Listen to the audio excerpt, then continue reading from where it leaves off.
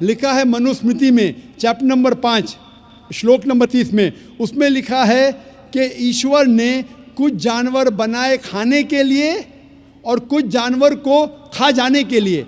God has created some animals to eat and some to be eaten. अगर आप उस जानवर को खाते हैं जिन जानवर को खुदा ने बनाया है खा जाने के लिए, तो आप गुनाह नहीं कर रहे। If you are eating the animals who God has created to be eaten, you are not doing a sin. आगे जब पढ़ते हैं, लिखा है मनुस्मृति में चैप्टर नंबर 5 में अध्याय नंबर 5 में मंत्र नंबर 40 में कि खुदा ने कुछ जानवर बनाए हैं कुर्बानी के लिए। अगर आप कुर्बानी में जानवर का कत्ल करते हैं तो आप गुनाह नहीं करते। आगे लिखा है मनुस्मृति में चैप्टर नंबर 5 मंत्र नंबर 41 में कि जानवर का कत्ल करना जो जानवर खाने के लिए बनाए गए हैं वो गुनाह नहीं है। इसी तरीके से कई जगह वेद में लिखा है कि ऋषि गोश्त खाते थे, जानवर को खाते थे।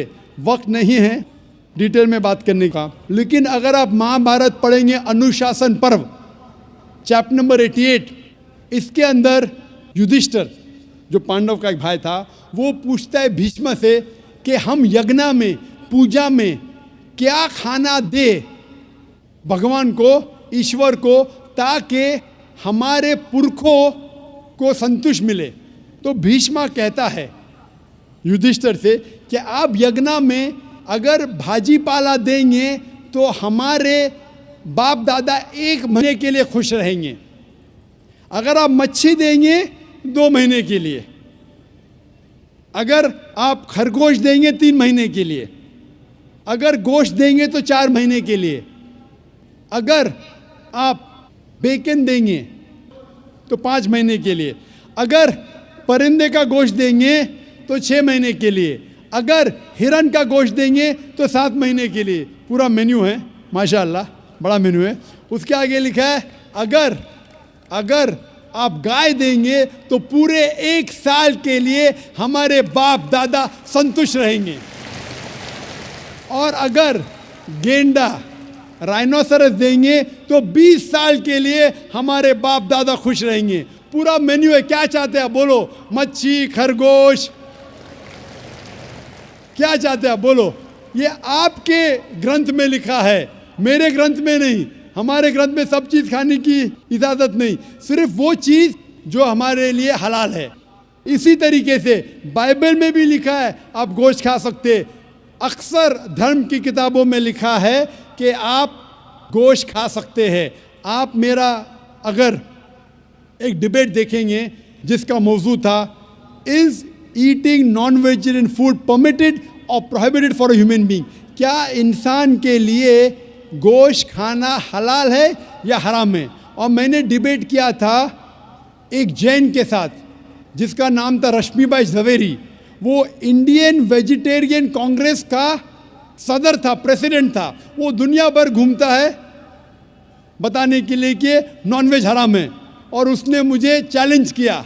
मैंने कहा भाई आपस में बैठ के बात करेंगे। नहीं, पब्लिक में चैलेंज किया, डिबेट करेंगे। मैंने कहा अच्छा आ बेल मुझे मार। तो मैंने कहा ठीक है भाई पब्लिक में। बोला मैं लोग को लेके आऊँगा। मैं बोला लेके आओ। तो पाटकर हॉल के अंदर 1998 में तकरीबन 10 साल पहले डिबेट किया। वो देखेंगे सारी डिटेल्स है। लेकिन हिंदू मज़हब की किताब में ये लिखने के बाद कि गोश्त खा सकते, फिर भी कुछ हिंदू शाकाहारी क्यों हैं, वेजिटेरियन क्यों है? क्योंकि वो मुतासिर हो रहे थे बाकी फ़लसफ़े के साथ जिसमें कहा गया है नॉन वायलेंस। और कुछ जैन मानते कि ईटिंग नॉन वेज इज़ हराम, इज़ प्रोहिबिटेड। और हम जब पूछते क्यों जानवर का गोश्त खाना हराम है, तो वो कहते हैं कि घास और भाजी पाला के अंदर ज़िंदगी नहीं है, जानवरों में ज़िंदगी है। जब आप कोई ज़िंदगी लेते हैं, किसी का कत्ल करते हराम है।